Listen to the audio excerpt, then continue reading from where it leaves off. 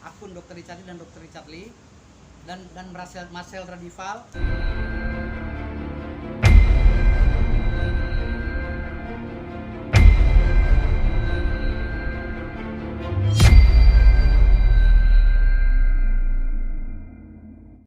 Terkait dugaan pelanggaran Undang-Undang ITE juga, pasal 27 ayat 3 junto pasal 45.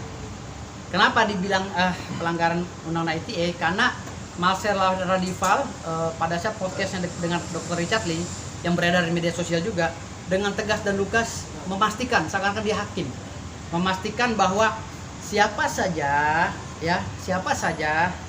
yang melihat, ya, ulama atau siapapun yang melihat jin, ya, yang mengaku melihat jin, maka dia Islamnya akan keluar dari Islam. Dipastikan akan keluar dari Islam, itu kata dia. Jadi dipertanyakan syahadatnya gitu. Jadi enggak dipastikan keluar dari Islam. Bahasanya dipastikan keluar dari Islam. Itu yang buat Marcel ya, Bang? Ya, nah kata diperhatikan dipastikan keluar dari Islam inilah yang membuat Sandy Tumiwa kesal gitu loh. Lalu beliau melaporkan Marcel Radival dan Dr. Richard Lee. Kenapa? Karena ada kiai panutan beliau atau habib panutan beliau di Nahdlatul Ulama yang pidatonya atau ceramahnya atau tausiahnya itu mengatakan bahwa beliau pernah bertemu dengan jin, gitu loh, dengan kiai jin. Makanya beliau ini merasa tersinggung gara-gara ini impactnya menyebar kemana-mana. Ya udah kita laporin aja lah, gitu. Jadi laporan baru. Ya, intinya sih biar beredam ya. Jadi jangan berstatement yang dia tuh nggak tahu dan mendalami ilmunya. Kan banyak banget tuh dari kemarin-kemarin kan saya udah ngasih tahu. Saya simpatik loh. Pertama kali saya simpatik. Kedua, saya kasihan. Ketiga, saya jadi antipati. Yang sekarang saya gedek banget sama dia beneran. Makanya saya sekarang laporin hari itu. Saya langsung berangkat dari Serang langsung sini. Iya. Saya ngelaporin dia. Jadi laporan baru lagi. Gitu. Pasal 27 dengan ancaman hukuman. Karena gini, dasarnya kenapa saya melaporkan dari sini Kanda Firdaus, satu, saya seorang mualaf. Saya belajar dengan kiai-kiai dan ustaz-ustaz yang mumpuni, ya. Terus ada orang yang so tahu, mulai yang terkesannya yang paling tahu.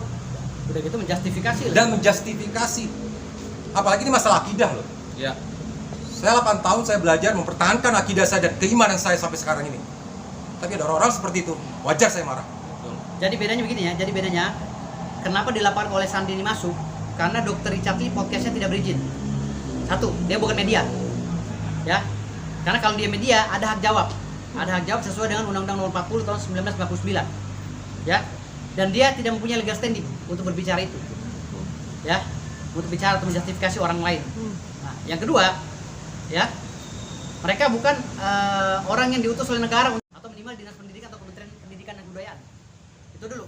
Harus ada 10 surat sepotong sebagai alas hak dia untuk berbicara. Maka ketika tidak ada alas hak, nah inilah akibatnya. Selesai.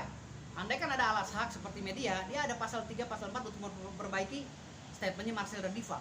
Tapi karena tidak ada, masuk nih barang. Locus standingnya, ya, locus delictinya, tempus delictinya, actus reusnya sudah memenuhi semua. Gitu loh. Jadi dari kacamata hikmah gimana, Gus? Oh gitu. Jelaskan ya. Yang jelas tadi dari saudara Sandy Tumiwa, itu Marcel mengatakan demikian tidak ada rujukannya. Imam Syafi'i pun tidak mengatakan keluar dari Islam, tapi hanya batal persaksiannya secara muamalah. Itu aja. Dan itu aja sih, nggak ada statement Imam Syafi'i mengatakan demikian. Keluar dari Islam itu tidak ada. Batal persaksiannya saja, sama seperti yang dimaksud oleh saya. Ini memelintirkan fatwa Imam Syafi'i. Nauzubillah min dzalik. Batal berarti harus bersyahadat lagi atau Bukan, persaksian dalam muamalah.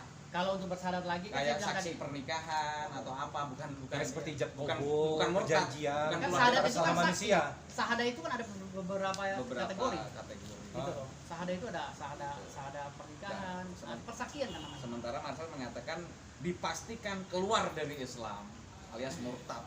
Nah itu kan orang-orang yang nggak gitu akhirnya dimurtadkan gitu kan. Padahal Imam Syafi'i nggak mengatakan demikian gitu. Apa si Marcel salah guru? Ya kita paham lah gurunya dia siapa kan. Iya. Bang Sandi tadi kayaknya agak sedikit emosi dari simpati ke dari simpati ke Sarah menjadi benci gitu, mungkin bisa dibabarkan. Yang pertama kan saya bilang oknum kan itu. Saya simpati kalau dia melakukan oknum berusaha membongkar oknum-oknum. Tapi kan di sini ngomong gini, ada 5% yang baik, ya kan? Tapi 5% itu bisa membalikan dari yang 95%. Itu maksudnya. Ya kan mungkin. Jadi kalau kita bilang insya Allah 99%, sisanya 1% Allah, tapi Allah bisa membalikan semuanya. Itu maksudnya. Jadi jangan pernah kita bisa kesannya so tahu. Yang mengetahui itu Allah. Maha mengetahui itu Allah. Atau minimal ada rujukan lah dari apa sih, dari Imam Syafi'i atau hadis. Dasarnya itu kita ngomongin tauhid. Tapi kalau ngomong syariat kan sudah diberikan ya. Ya. Sama Gus Sirvan. Jadi Betul. saya memposisikan diri saya seorang pembelajar. Saya nggak mau yang namanya sul adab atau memberitakan memfatwakan atau memberitahukan suatu hal yang saya belum punya hak untuk mengucapkan itu. Ya kan? Walaupun umur saya seberapa nih? Marcel, padahal azimat 4 madhab itu membolehkan untuk hukum azimat, tapi dia melecehkan seolah-olah jadi bahan mainan segala macam. Ini apa? Dan yang paling inti, kenapa kehadiran kami kenapa tetap masih semangat sampai hari ini? Kita kembali ke sejarah Indonesia tahun 90-an akhir dengan adanya kasus pembantaian guru-guru ngaji yang difitnah sebagai dukun santet. Dukun santet ya, bukan dukun yang tidak Dukun tabib. dukun tabib. yang Ini dukun sesuai kahin, dengan dukun kahin. syariat ya. Dukun kahin yang ada di Dukun kahin. hadis. Itu adalah ustadz-ustadz yang difitnah seperti itu, akhirnya terjadi pembantaian. Lah, hari ini giringan-giringan masyarakat, giringan si saudara Marcel ini menggiring ke masyarakat seolah benci dengan supranaturalis. Walaupun itu basicnya dari agamis gitu. Dalam hal ini dalam tabib gitu. Ya, termasuk ya dukun santri gitu loh. Termasuk dukun santri gitu. Yang tidak melanggar syariat. Nah, ini khawatirnya kejadian pembantaian ustadz-ustadz di Banyuwangi terulang kembali gitu loh, dengan skala yang lebih luas, yaitu nasional. Kalau Banyuwangi kan lokal waktu itu, bisa di cross check sejarah itu tahun 90-an akhir. Nah ini kok pelan-pelan kebencian ini mungkin baru sebatas di sosmed. Nah kalau lama-lama ini bisa, nggak tahu besok-besok kebencian ini mungkin lebih dari tindakan Ya, fisik mudah-mudahan atau mudah-mudahan enggak ya, kita antisipasi di sini. Ya, antisipasi dan menghindari itu. Menghindari. Jangan sampai ke sana gitu. Naudzubillah min dzalik, jangan sampai ke sana.